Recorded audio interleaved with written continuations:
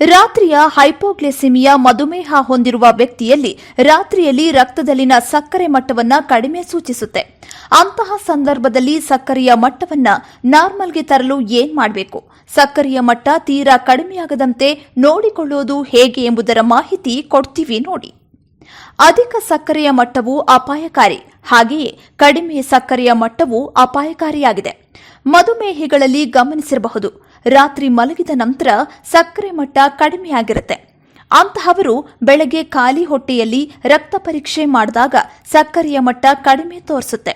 ರಾತ್ರಿ ಸಕ್ಕರೆಯ ಮಟ್ಟ ಕಡಿಮೆಯಾಗೋದನ್ನ ಹೈಪೋಗ್ಲಿಸಿಮಿಯಾ ಮಧುಮೇಹ ಎಂದು ಕರೆಯುತ್ತಾರೆ. ಒಬ್ಬ ವ್ಯಕ್ತಿಯು ಸಾಮಾನ್ಯವಾಗಿ ರಾತ್ರಿಯ ಇನ್ಸುಲಿನ್ ಡೋಸ್ ಅನ್ನು ತೆಗೆದುಕೊಂಡ ನಂತರ ಕಡಿಮೆ ಆಹಾರವನ್ನು ಸೇವಿಸಿದರೆ ರಕ್ತದಲ್ಲಿನ ಸಕ್ಕರೆಯ ಮಟ್ಟವು ರಾತ್ರಿಯಲ್ಲಿ ಅವರ ಗುರಿ ವ್ಯಾಪ್ತಿಗಿಂತಲೂ ಕೆಳಗೆ ಇಳಿಯಬಹುದು. ಕಡಿಮೆ ರಕ್ತದ ಸಕ್ಕರೆ ಅಥವಾ ಕಡಿಮೆ ರಕ್ತದ ಗ್ಲೂಕೋಸ್ ಎಂದು ಕರೆಯಲ್ಪಡುವ ಹೈಪೋಗ್ಲಿಸಿಮಿಯಾವು ರಕ್ತದಲ್ಲಿನ ಗ್ಲೂಕೋಸ್ ಮಟ್ಟಗಳು ಸಾಮಾನ್ಯಕ್ಕಿಂತ ಕಡಿಮೆಯಾದಾಗ ಸಂಭವಿಸುತ್ತೆ. ಇದು ಸಾಮಾನ್ಯವಾಗಿ ಪ್ರತಿ ಡೆಸಿಲಿಟರ್ಗೆ 70 ಮಿಲಿಗ್ರಾಂಗಳಷ್ಟು ಕಡಿಮೆಯಾಗುತ್ತೆ. ರಾತ್ರಿ ಸಮಯದಲ್ಲಿ ಹೆಚ್ಚು ನಾರ್ಮಲ್ಗಿಂತಲೂ ಕಡಿಮೆಯಾಗಿದ್ರೆ ರಾತ್ರಿಯ ಹೈಪೋಗ್ಲಿಸಿಮಿಯಾ ಎಂದು ಕರೆಯಲಾಗುತ್ತೆ. ಈ ಸ್ಥಿತಿಯು ಹೆಚ್ಚಾಗಿ ಮಧುಮೇಹ ಹೊಂದಿರುವ ರೋಗಿಗಳ ಮೇಲೆ ಪರಿಣಾಮ ಬೀರುತ್ತೆ. ಮಲಗುವ ಮುನ್ನ ನಿಮ್ಮ ಸಕ್ಕರೆಯ ಮಟ್ಟವನ್ನು ಪರಿಶೀಲಿಸಿ. ನಿಮ್ಮ ರಕ್ತದ ಗ್ಲೂಕೋಸ್ ಮಟ್ಟವನ್ನು ಮೇಲ್ವಿಚಾರಣೆ ಮಾಡುವುದು ಶುಗರ್ ಲೆವೆಲ್ ಅಪಾಯದಲ್ಲಿದೆಯೇ ಎಂದು ತಿಳಿಯುವ ಏಕೈಕ ಮಾರ್ಗವಾಗಿದೆ. ಯಾಕಂದ್ರೆ ಯಾವಾಗಲೂ ತೋರಿಸುವ ಲಕ್ಷಣಗಳು ಇರೋದಿಲ್ಲ. ರಾತ್ರಿ ಊಟವನ್ನ ಬಿಡಬೇಡಿ.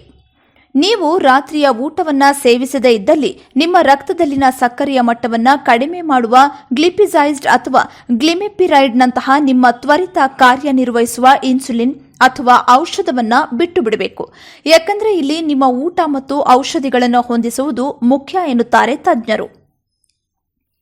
ನೀವು ದಿನದ ಯಾವುದೇ ಸಮಯದಲ್ಲಿ ವ್ಯಾಯಾಮ ಮಾಡಬಹುದಾದರೂ ಏರೋಬಿಕ್ ವ್ಯಾಯಾಮಗಳು, ಈಜು ಅಥವಾ ಟ್ರೆಡ್ಮಿಲ್ನಲ್ಲಿ ಓಡುವುದು ನಿಮ್ಮ ರಕ್ತದಲ್ಲಿನ ಸಕ್ಕರೆಯನ್ನ ಕಡಿಮೆ ಮಾಡಲು ಕಾರಣವಾಗಬಹುದು. ನಿಮ್ಮ ಅಪಾಯಕಾರಿ ಅಂಶಗಳನ್ನು ಅರ್ಥ ಮಾಡಿಕೊಳ್ಳಿ. ವಯಸ್ಕರು ಮತ್ತು ಮೂತ್ರಪಿಂಡ ಅಥವಾ ಯಕೃತ್ತಿನ ರೋಗಗಳಂತಹ ಕೆಲವು ರೋಗಿಗಳ ಜನಸಂಖ್ಯೆಯು ತಮ್ಮ ರಕ್ತದಲ್ಲಿನ ಸಕ್ಕರೆಯನ್ನು ತುಂಬಾ ಬಿಗಿಯಾಗಿ ನಿಯಂತ್ರಿಸುವುದಿಲ್ಲ ಎಂದು ಖಚಿತಪಡಿಸಿಕೊಳ್ಳಬೇಕು. ನಿಮ್ಮ ವೈದ್ಯರೊಂದಿಗೆ ಮಾತನಾಡಿ ಸುರಕ್ಷಿತ ವ್ಯಾಪ್ತಿಯಲ್ಲಿ ಇರಿಸಿಕೊಳ್ಳಲು ಪ್ರಯತ್ನಿಸಿ. ಹೈಪೋಗ್ಲಿಸಿಮಿಕ್ ಅನ್ನು ಗಮನ ಹರಿಸದೆ ಬಿಟ್ಟರೆ ರೋಗಿಗಳು ಹಲವಾರು ವೈದ್ಯಕೀಯ ಸಮಸ್ಯೆಗಳ ಅಪಾಯವನ್ನು ಎದುರಿಸಬೇಕಾಗುತ್ತೆ. ಅರಿವಿನ ದುರ್ಬಲತೆ, ತಲೆ ತಿರುಗುವಿಕೆ ಅಥವಾ ದೌರ್ಬಲ್ಯ, ಹೃದಯ ರಕ್ತನಾಳದ ಕಾಯಿಲೆ, ಕಳಪೆ ಗ್ಲೂಕೋಸ್ ನಿಯಂತ್ರಣಕ್ಕೆ ಕಾರಣವಾಗಬಹುದು. ಕೆಲವು ಆರೋಗ್ಯಕರ ತಿಂಡಿಗಳನ್ನು ನಿಮ್ಮೊಂದಿಗೆ ಸಿದ್ಧವಾಗಿಟ್ಟುಕೊಳ್ಳಿ. ಸುಮಾರು 15 ಗ್ರಾಂ ಕಾರ್ಬೋಹೈಡ್ರೇಟ್ಗಳನ್ನು ಹೊಂದಿರುವ ಏನನ್ನಾದರೂ ತಿನ್ನಿ. ಅತಿಯಾಗಿ ತಿನ್ನಬೇಡಿ, ಯಾಕಂದ್ರೆ ನೀವು ಮಧುಮೇಹ ಹೊಂದಿದ್ರೆ ಅದು ಹಾನಿಕಾರಕವಾಗಿದೆ. ಅಂತರವನ್ನ ಕಾಯ್ದುಕೊಳ್ಳಿ. ಇನ್ನು ಮುಂದೆ ತಿನ್ನುವ ಮೊದಲು ಸುಮಾರು 15 ನಿಮಿಷ ಕಾಯಿರಿ. ನಿಮ್ಮ ರಕ್ತದಲ್ಲಿನ ಸಕ್ಕರೆಯನ್ನು ಮತ್ತೊಮ್ಮೆ ಪರಿಶೀಲಿಸಿ.